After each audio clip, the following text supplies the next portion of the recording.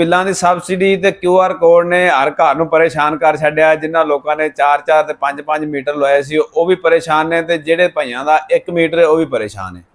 ਭਾਵੇਂ ਕਿਸੇ ਦੇ 4 ਮੀਟਰ ਨੇ ਤੇ ਭਾਵੇਂ ਕਿਸੇ ਦਾ 1 ਮੀਟਰ ਹੈ। ਬਚੇਗਾ ਹੁਣ ਉਹ ਬੰਦਾ ਜਿਹਨੇ ਸਹੀ ਤਰੀਕੇ ਨਾਲ ਇਹਦੀ ਸਬਸਿਡੀ ਅਪਲਾਈ ਕਰ ਦਿੱਤੀ। ਨਹੀਂ ਤਾਂ 4 ਮੀਟਰਾਂ ਵਾਲੇ ਬੰਦੇ ਨੂੰ ਵੀ ਕੈਟਾਗਰੀ ਚੋਂ ਕੱਢ ਦੇਂਦੇ, ਤੇ ਜਿੰਦਾ 1 ਮੀਟਰ ਹੈ ਉਹ ਵੀ ਬੰਦਾ ਪ੍ਰੋਟੈਕਟਡ ਕੈਟਾਗਰੀ ਚੋਂ ਨਿਕਲ ਜਾਏਗਾ। ਰੌਲਾ ਤਾਂ ਬੜਾ ਪੈਂਦਾ ਪਿਆ। ਜਿੰਨੀਆਂ ਵੀ ਲੋਕਾਂ ਨੇ ਵੀਡੀਓ ਬਣਾਈਆਂ ਨੇ, ਕਿਸੇ ਬੰਦੇ ਨੇ ਤੁਹਾਨੂੰ ਅੱਛੀ ਤਰ੍ਹਾਂ ਸਮਝਾਇਆ ਨਹੀਂ ਦਾ ਕਿ ਪ੍ਰੋਟੈਕਟਡ ਕੈਟਾਗਰੀ ਦੇ ਵਿੱਚ ਕਿਵੇਂ ਰਹਿਣਾ ਹੈ। ਸੌਖਾ ਜਿਹਾ ਤਰੀਕਾ ਹੈ, ਜੇ ਹੁਣ ਤੁਹਾਡੇ ਨਾਂ ਦੇ 4 ਮੀਟਰ ਲੱਗੇ ਹੋਏ ਨੇ, ਫਰਜ਼ ਕਰੋ ਸ਼ਹਿਰ ਦੀ ਗੱਲ ਕਰਨੇ, ਸ਼ਹਿਰ ਦੇ ਵਿੱਚ ਲੋਕਾਂ ਨੇ ਜ਼ਿਆਦਾ ਰਹਿਸ਼ਾਂ ਬਣਾਈਆਂ ਨੇ, 2 ਤੋਂ 3 ਮੰਜ਼ਿਲਾ ਮਕਾਨ ਨੇ ਜਾਂ ਜ਼ਿਆਦਾ ਮਕਾਨ ਨੇ, ਉਹਨੇ ਸਾਰੇ ਮਕਾਨਾਂ ਤੇ ਆਪਣੇ ਨਾਂ ਦਾ ਮੀਟਰ ਲਵਾਇਆ ਹੋਇਆ ਹੈ।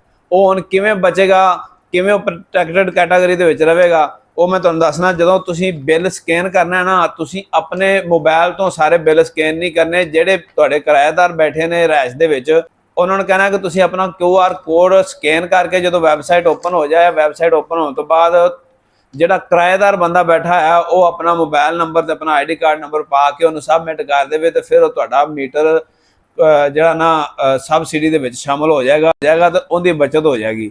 ਇਸੇ ਤਰ੍ਹਾਂ ਹੀ ਅਗਰ ਤੁਸੀਂ ਤੁਹਾਡੇ ਇੱਕ ਘਰ ਦੇ ਵਿੱਚ 4 ਮੀਟਰ ਲੱਗੇ ਨੇ, ਤੇ ਤੁਸੀਂ ਉਹਨੂੰ ਜਿਹੜਾ ਨਾ ਕੋਡ ਸਕੈਨ ਕਰਕੇ ਤੇ ਤੁਸੀਂ ਲਹਿਦਾ ਆਪਣੇ ਦੂਸਰੇ ਜੀਆਂ ਦਾ ਨਾਂ ਪਾ ਕੇ ਤੇ ਆਪਣਾ ਮੋਬਾਈਲ ਨੰਬਰ ਪਾ ਕੇ ਉਹਨੂੰ ਰਜਿਸਟਰ ਕਰ ਸਕਦੇ ਜੀ। ਅਗਰ ਤੁਸੀਂ ਆਪਣੇ ਨਾਂ ਤੇ ਕੀਤੇ ਤੇ ਫਿਰ ਤੁਹਾਡਾ ਪ੍ਰੋਟੈਕਟਡ ਕੈਟਾਗਰੀ ਦੇ ਵਿੱਚੋਂ ਨਿਕਲ ਜਾਏਗਾ, ਤੇ ਫਿਰ ਤੁਹਾਡੇ ਸਾਰੇ ਮੀਟਰਾਂ ਤੇ ਜਨਾਬ ਸੇਮ ਬਿੱਲ ਆਵੇਗਾ। ਭਾਵੇਂ ਤੁਹਾਡੇ 10 ਯੂਨਿਟ ਸੜਨ ਤੇ ਭਾਵੇਂ ਤੁਹਾਡੇ 50 ਯੂਨਿਟ ਸੜਨ, ਫਿਰ ਤੁਹਾਨੂੰ 45-50 ਰੁਪਏ ਦੇ ਹਿਸਾਬ ਤੇ ਹੀ ਬਿੱਲ ਆਵੇਗਾ।